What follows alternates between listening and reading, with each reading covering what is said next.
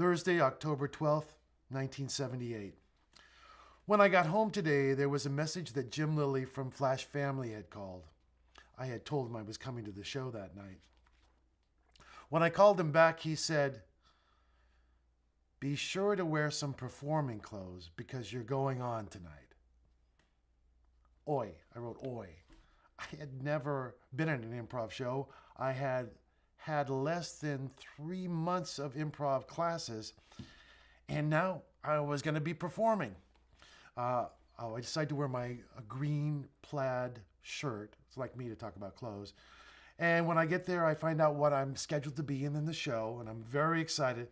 But once the show starts, I get really nervous and hesitant, and it says here that I didn't even tap into the freeze tag piece, which was the first piece. So after that, I decided to focus and be more aggressive, it says. And it worked. As the show went on, I got more and more comfortable.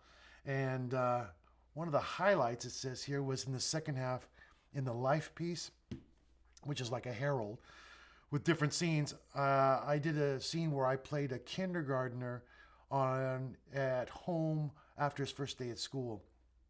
It's a little solo. And here I write that after that, Debbie Durst, who was guesting the show, joined me as a schoolmate who had been harassing me. I write, it was great.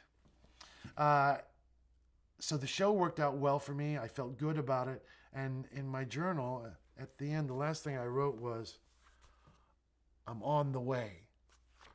What I didn't realize was that I was on the way to a 40-year career as an improviser, and that a decade or so later, my colleagues here in San Francisco and I would pioneer the next big revolution in improvisational theater, which was genre-based single-story improv.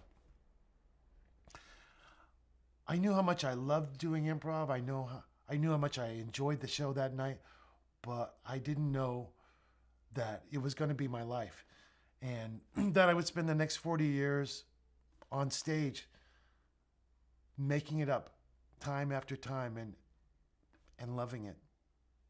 So I'm so grateful that on October 12th, 1978, I took that step off into the unknown, and 40 years later, here I am, still stepping off into the unknown and loving it.